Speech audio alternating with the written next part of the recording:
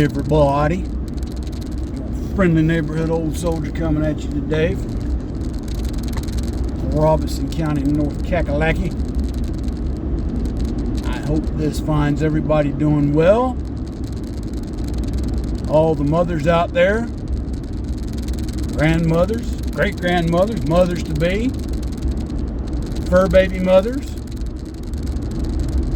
happy Mother's Day.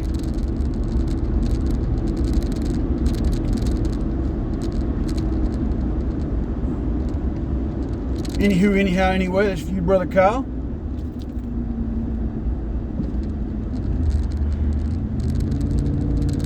So, folks,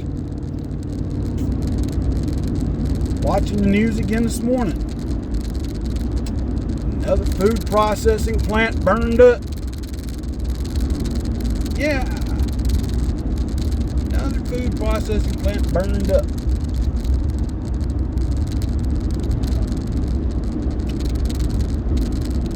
Coincidence, maybe? No, I don't think so. Kind of brings me back to what the Obozo administration once said. We can't let, how they phrase it,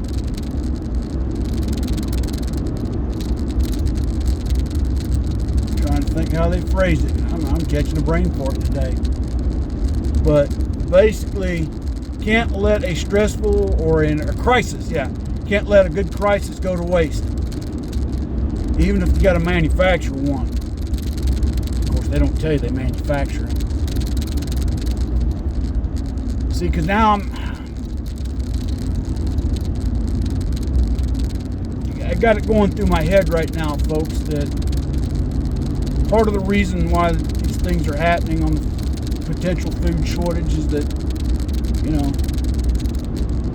they make Biden look like a hero to the people when people start to not be able to feed their families, and the government comes through with some government cheese and beans and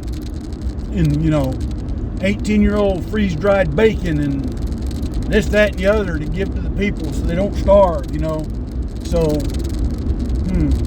because rumor has it that, the sock puppet's going to run for re-election. If you really think about it, there's a video out there, an interview with Obozo talking about if he could run for a third term, he'd rather have somebody else actually be in the position as the figurehead, and he kind of sit behind the scenes and call the plays for him. Gee, isn't that what's already happening?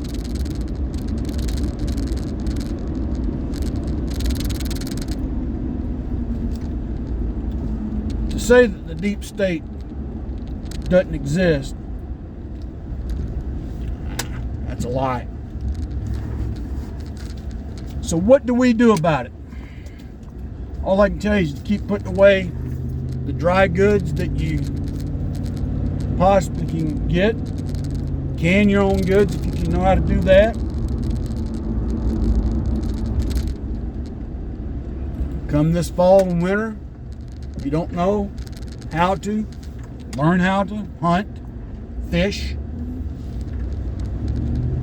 You see, if things get to a critical shortage, you'll begin to see people hunt regardless if they've got a hunting license or not, whether it's hunting season or not.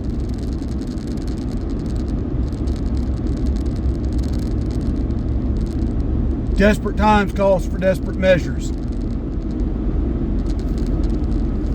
Honestly, in my opinion, if I own my own property, I shouldn't have to have a hunting license to kill anything on it that's edible.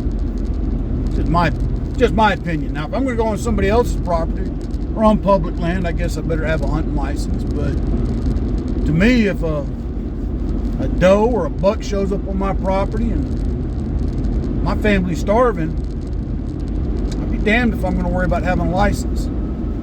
We're going to put venison on the table and eat. I would highly encourage those of you that have never looked at it on when's the prime time to hunt rabbit. There's a season for rabbit. There's a season you don't want to hunt rabbit. Me and my wife, probably here in the very near future, are going to look at doing like our neighbors are across the street. Start raising our own chickens. Twofold: meat, eggs. Two viable sources of protein. My neighbors, though, they've got the variety of things going on. They got 3 alpacas, 2 pigs, 2 goats, and a whole host of chickens and peacocks.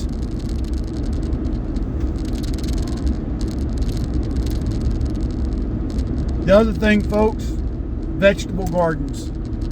See, in World War II, the entirety of the American citizenry was encouraged to grow what was called victory gardens to supplement their own dietary needs so that the bigger farms could supply and support the war effort.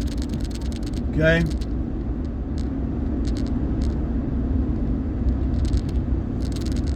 Wife and I right now, this is our 3rd, 4th year of a garden. I mean, we're not the best, we're learning. I'll tell you right now, I've got 5 buckets of potatoes going strong inside my house. I decided this year to plant tomatoes in little buckets and cups inside my house this year. Got them sitting on the windowsill, and they're actually thriving. My blueberry bushes, looks like I'm going to have a very successful yield this year on my blueberries. Okay. And when I pick them, I'm going to bag them. Probably going to freeze the majority of them and use them throughout the year in muffins and pancakes and things of that nature. All right. So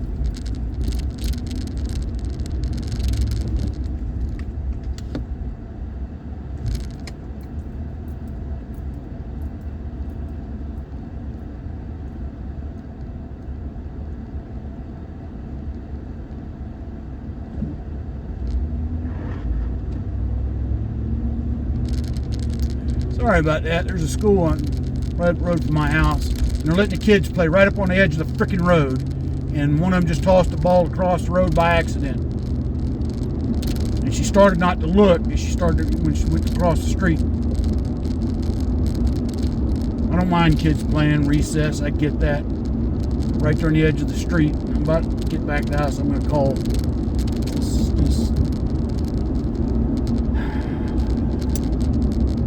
Anyway, folks,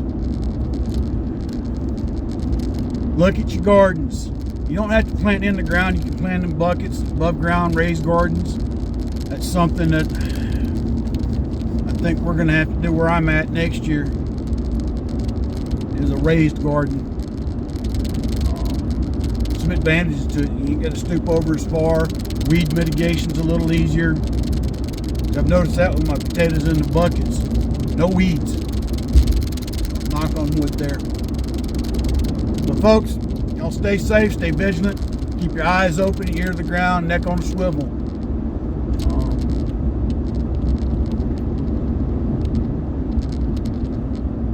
Until then, my friends, God bless, take care, stay safe. Soldier out.